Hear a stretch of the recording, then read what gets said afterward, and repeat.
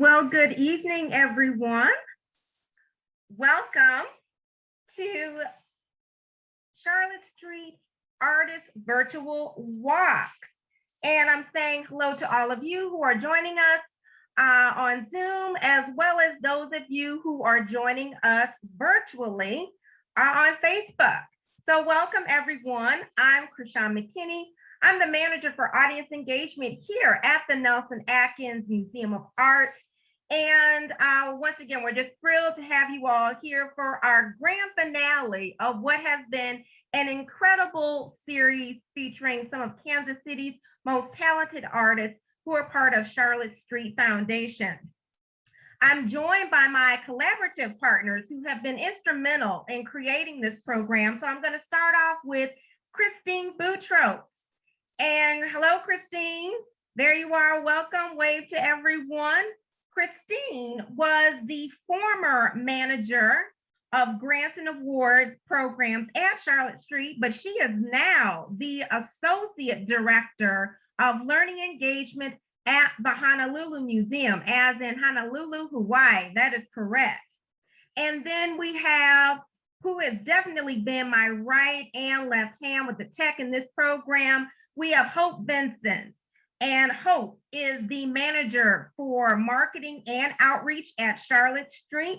So glad to have you here once again, Hope. And then for tonight, we are very excited to have social justice and community activists, polydisciplinary artist, and 2020's Visual Artist Awards fellow, Glennisha Johnson. So Glyneisha, welcome. There you are. Wonderful to see you and all of you. So it's so important that we provide these opportunities for our incredible Kansas City artists, that we allow them to have their voices and creativity supported. They mean so much to the city and they bring so much to what makes Kansas City great. So we definitely want to give them those platforms for their creative voices, their talents, the culture that they contribute to Kansas City. So, Glyneisha, wonderful to have you joining us tonight. So now before I begin, just a few housekeeping rules. So Hope, if you would go ahead and share that slide, thank you so much. For those of you that are needing captioning, it has been enabled, so all you need to do is just click the CC button that's located at the bottom of your screen. And then you can choose which type of view you would like, speaker view or gallery view. And then Hope, next slide, please. Wonderful. Christine will be managing our Q&A session. And just a reminder that when submitting your questions, please select the Q&A option, not the chat. So once again, choose the Q&A option, not the chat. And we are looking forward to an incredibly engaging conversation between you with Glyneisha and Christine. And as this is a safe space for dialogue, please be mindful and respectful of all of our guests and speakers when you are commenting or submitting your questions. And now I'm going to turn it over to Christine. So Hope, next slide, please. Thanks so much, Krishan. This has been a really great and wonderful series to have been working with you and the Nelson-Atkins Museum of Art, and of course with Charlotte Street. And thank you, Charlotte Street, for allowing us to work with, with the artists and with the fellows. And so a little bit of background. So some years ago, Charlotte Street and the Nelson-Atkins worked together to do these artist walks, which began with artists coming in and I guess talking about works of art at the Nelson-Atkins that inspired them, and then being able to then talk about their own processes. So this has evolved. And so for this interesting 18 months that we've had with COVID, we have switched it around a little bit so that we were able to do it virtually. And we worked with the 5 artists who were the 2020 Charlotte Street Fellows and who were awarded the $10,000 stipends each back in 2020.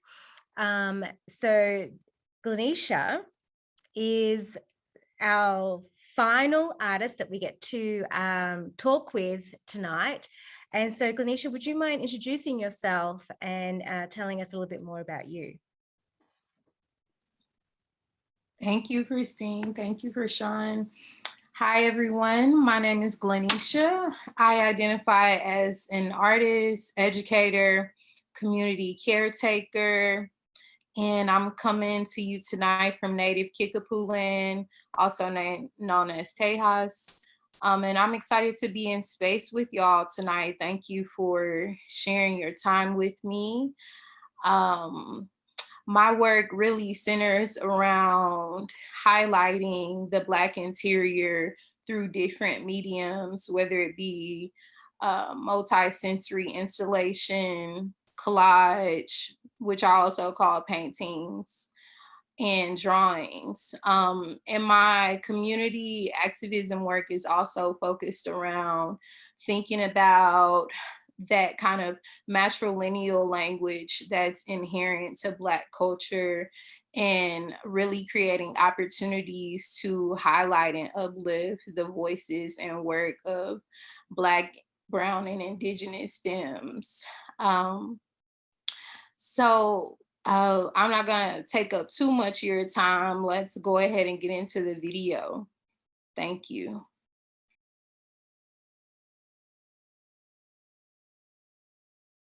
Hi, my name is Glennisha Johnson.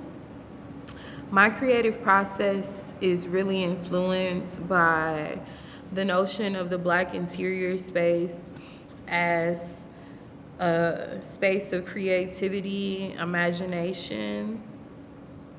Elizabeth Alexander says the Black interior is a space for Black people to envision themselves beyond the stereotypes of the public. A space for us to see ourselves of what we are, what we're not, and what we want to be. And so all of my work is really influenced by places that I've called home, places that I felt safe in, and also places, those same places, sometimes I've not felt safe. But with dealing with home, I have a space to kind of heal from trauma. I say that I find a space to share the desolate truths and overt absences within my family life. A space to imagine, what if I grew up with a father? A space to imagine, what if I had a closer relationship with my brother? And so the immersive installation spaces is really about a multi-sensory experience with like making people feel at home, especially people of color, but also changing on the face of who feels comfortable in art settings, and like what really is the white wall gallery space for a person of color. And sometimes we don't always feel safe in those spaces. So it's about like making a safe space for myself and my community through mixed media, through photography, through installation, through whatever it needs to be at the time. I like to call myself a polydisciplinary artist and give myself the permission to work as I please with the materials that I want to work with. In my spaces and in the collages and in the work, there is this sense of paying homage to matrilineal objects that have been passed down to me from my mother, given to my mom from my grandmother. So like in my installation spaces, I'm actually using those objects that has that specific sense of lineage from my family to insert that specificity. So it's like, honoring the past from a sense of nostalgia, but also thinking about the woman that I am today. Like, I am my mom, I am my mother, I am my grandmother, but I'm also not. I'm myself. And so, like, how have I been influenced by them? But how does my experiences and the way that I weave through the world and my perspectives as a Black queer woman influence the next Black queer woman and the next Black woman and the next Black child? I listen a lot to Alexis Pauline Gumbs, who is a Black woman who has created a Black feminist breathing chorus meditation series that is full of mantras that are influenced by Black feminist literature and poetry, and the words of Black revolutionaries. And so when I'm in my space, when I'm in the studio, inside my home, really trying to like cultivate all of those senses of refuge and safety through listening to those mantras. But also the mantras are intention setting. Like playing Black women are inherently valuable in this space is much more than the words that we hear, but it's also, all of the complexities of where we are, who feels comfortable in this hotel, who buys rooms, who works here, and trying to specifically choose the intent to say Black women are inherently valuable in any space that's more than just a meditation, but also intention setting. I like to say that my processes of collages in the 2D work, in the three-dimensional installation spaces, and my Black and white drawings is all around this notion of collage as a metaphor to describe Black history. So for me, I am thinking about, my specific family and the way that generations have been influenced by the past, but also changed with new folks coming in. And so thinking about how Black history really is a culmination in the Black diaspora of all these different experiences, which are all valid and all specific and unique, but all a part of that experience. I physically take on that language with cutting and pasting and breaking up space and atmosphere through texture and light, and these really like tactile materials, and also using and bringing together different elements such as furniture, decorative items, items from my family, items that have been gifted to me, to really talk about, the power of collage as a form of mending, really, a form of having the power to put together, but also take apart and paste back together. Vanessa German, Nick Cave, and Allison Sarr influenced my work and my studio processes by the way that they use collage assemblage and found and gifted objects to create a narrative about Black culture that's influenced by the past, but also says a lot about the future. I like to start with Vanessa German, Glory.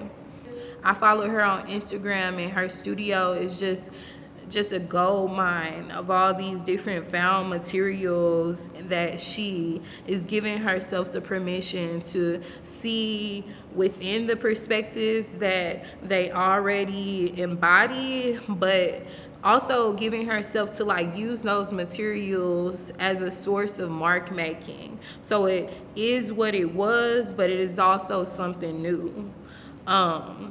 And the Glory work, I think, is a combination of all of that, putting together these different elements, glitter, color, but also the symbol, I feel like, is something that's strong. But I think it's important to be aware of that, to be aware of the symbols and the images that Western culture has decided is Black culture.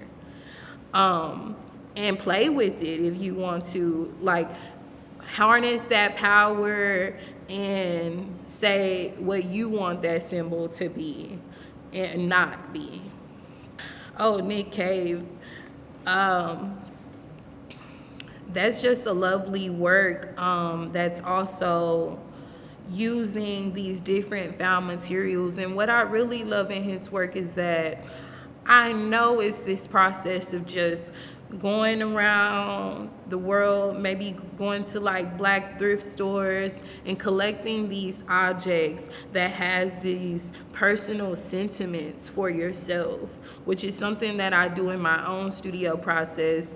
While I'm preparing for installation, I take some time and take some months to explore and go to Black thrift stores that are local to the place that I'm going to be setting up an installation in, and using those objects that resonate with me, but I also know resonate with my culture in a larger sense that's also very specific.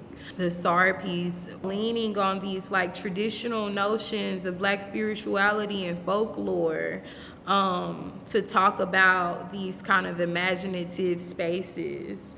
But I also think she does a good job of using what we have and appreciating it as a form of art, which I think is something that's so powerful and unique to people of color, because we don't have the same resources as everyone. And so it's important to look around us and see the beauty in what's surrounding us.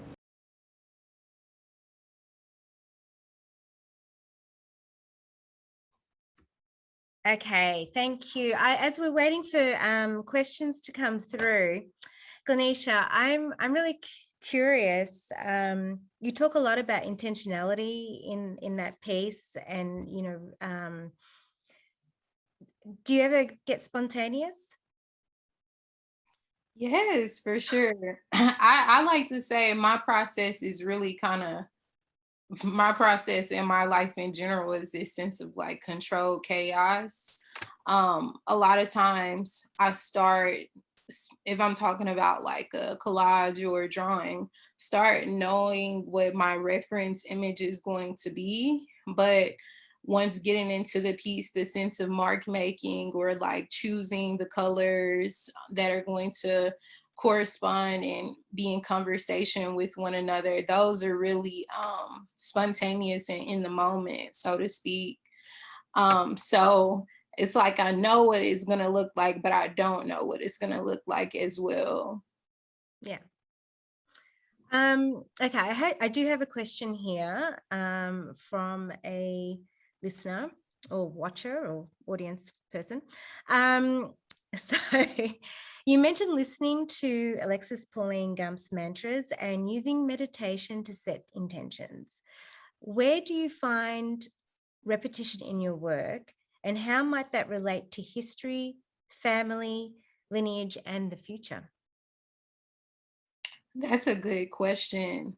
Um, I would say, going back to kind of what I was just talking about, finding this like sense of mark making within the work, definitely within my black and white drawings, which are essentially painting with graphite. I'm using water soluble graphite. So I really can get into these like methodical kind of meditative processes of just repeating marks or repeating dots, or also within using the pencil to filling in these spaces, but I feel like also think about repetition in the sense of like oral storytelling a lot too, through like generational kind of placemaking within my family. So it's like these rituals that I know that I've like watched my grandma and my mom like do in our Black interior home settings that I've repeated. But also like r- r- thinking about repetition through nostalgia, if it's like smell, like those in those kind of senses of like being able to track a specific experience to like a moment that I've already had or like lived a lot of times or know I'm going to live in the future as well. Yeah. Can you talk a little bit more about interiors and how you're creating those safe spaces, and what does it mean for it to turn into or is a Black space? Yeah, that's a question that I get often. And for me, a Black space is a space that's like informed by a Black person. It doesn't look any specific type of way. It doesn't have any specific objects per se. And that's why I think it's so important for me to talk about like the specificity through the spaces that I'm recreating and like marking that towards like my Black spaces that I've grown up in. And so for me, that's like actually having objects that I've grown up around, in images of that installation bosom that you've seen in the video.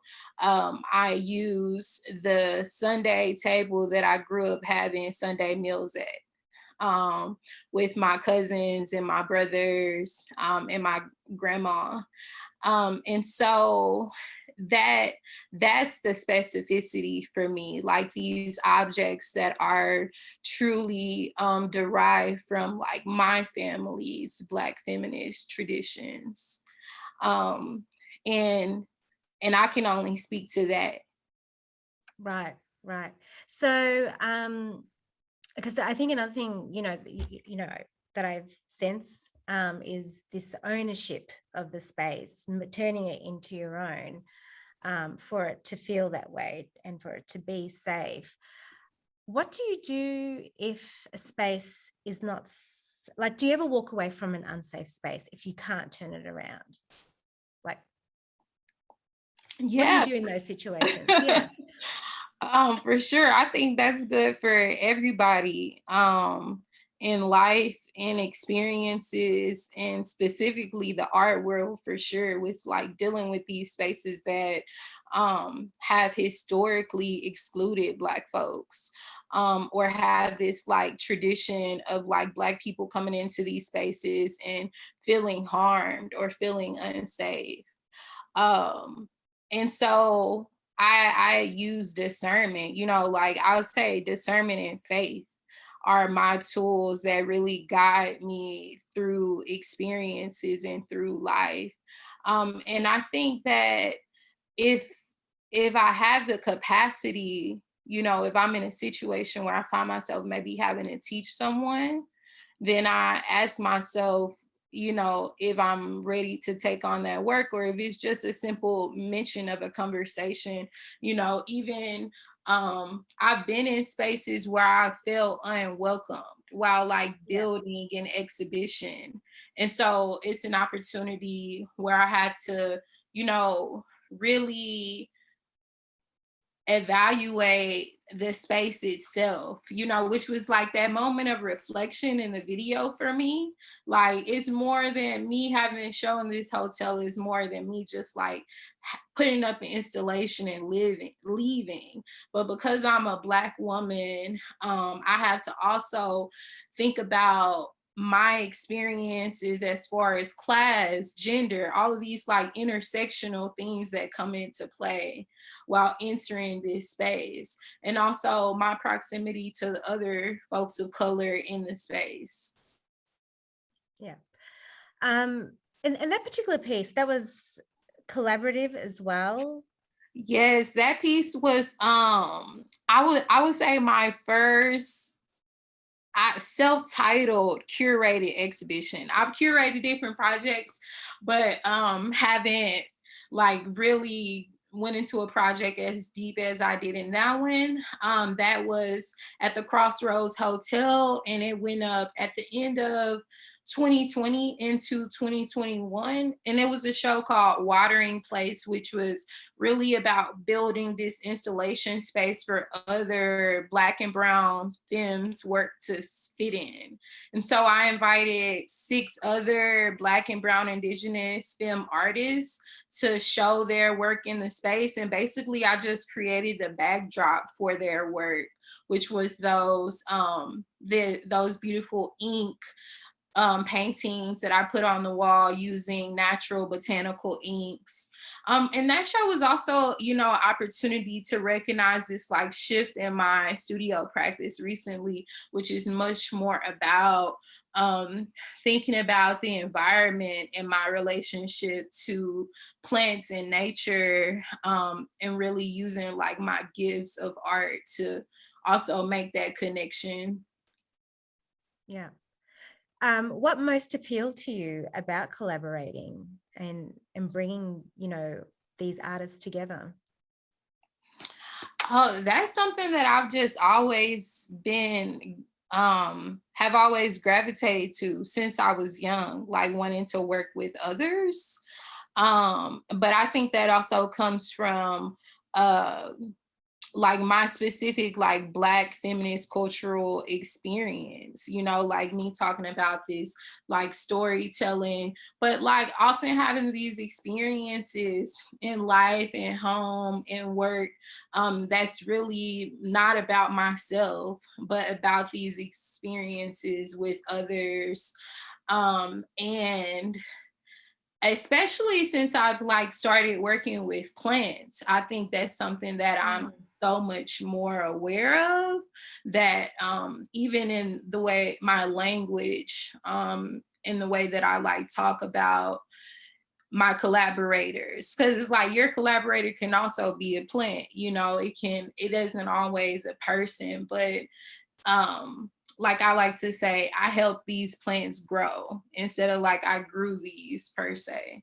But I think also, as I realized with me having more opportunities to kind of enter like spaces, how necessary it is for me to like open the door for others too. Yeah. Okay, I don't have any questions coming from our audience, but I'm kind of curious if Nick Cave was here right now, or Miss Sars, what would you ask them? Oh, that's a good question. I think I would ask them, honestly, like the first question that comes to mind is like, what artists are they looking at?